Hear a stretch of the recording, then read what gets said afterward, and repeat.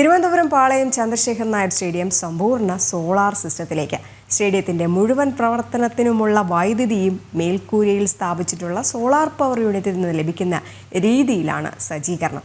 സമ്പൂർണ്ണ സോളാർ പദ്ധതിയുടെ ഉദ്ഘാടനം മുഖ്യമന്ത്രി പിണറായി വിജയൻ നിർവഹിച്ചു. 40,000 അടി ചതുരശ്ര വിസ്തീർണമുള്ള സ്റ്റേഡിയത്തിന്റെ മേൽക്കൂരയിലാണ് സോളാർ സ്ഥാപിച്ചിട്ടുള്ളത്. സ്റ്റേഡിയത്തിന്റെ മുഴുവൻ പ്രവർത്തനത്തിന് ആവശ്യമായ വൈദ്യുതിയും ഇതിൽ നിന്നും ഉൽപ്പാദിപ്പിക്കാൻ സാധിക്കും. സ്പോർട്സ് കോംപ്ലക്സിന്റെ പ്രവർത്തനങ്ങൾക്ക് ആവശ്യമായ വൈദ്യുതിയും ഇവിടെ നിന്നും ഉൽപ്പാദിപ്പിക്കാം. കേന്ദ്ര സർക്കാരിന്റെ പാത പിന്തുടർന്ന് സംസ്ഥാനത്ത് പാരമ്പര്യേതര ഊർജത്തിന്റെ ഉൽപ്പാദനം പ്രോത്സാഹിപ്പിക്കുന്നതിന്റെ ഭാഗമായിട്ടാണ് സ്റ്റേഡിയം സമ്പൂർണ്ണ സോളാർ ഊർജ ഉൽപ്പാദനത്തിലേക്ക് മാറിയതെന്ന് മുഖ്യമന്ത്രി പിണറായി വിജയൻ ഉദ്ഘാടന പ്രസംഗത്തിൽ പറഞ്ഞു. മാറിയ കാലത്ത് പാരമ്പര്യേതര ഊർജത്തിന്റെ ഉപയോഗം വർദ്ധിപ്പിക്കേണ്ടത് അനിവാര്യമാണ്. സംസ്ഥാനത്ത് പാരമ്പര്യേതര ഊർജത്തിന്റെ ഉപഭോഗം പ്രോത്സാഹിപ്പിക്കുന്നതിനും പ്രചരിപ്പിക്കുന്നതിനുമായി നിരവധി പദ്ധതികളാണ് നടപ്പാക്കി വരുന്നത്. സോളാർ സ്ഥാപിച്ചതിന് പുറമെ സ്റ്റേഡിയത്തിന്റെ അറ്റകുറ്റപ്പണികളും പൂർത്തിയാക്കിയിട്ടുണ്ട്.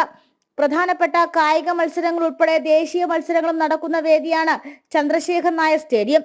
1956 കേരളത്തിലെ ആദ്യത്തെ ഇൻസ്പെക്ടർ ജനറലായ ചന്ദ്രശേഖർ നായരുടെ സ്മരണാർത്ഥം നിർമ്മിച്ച സ്റ്റേഡിയം പല ഘട്ടങ്ങളിലായി പുതുക്കി പണിഞ്ഞിരുന്നു. ജനം, തിരുവനന്തപുരം.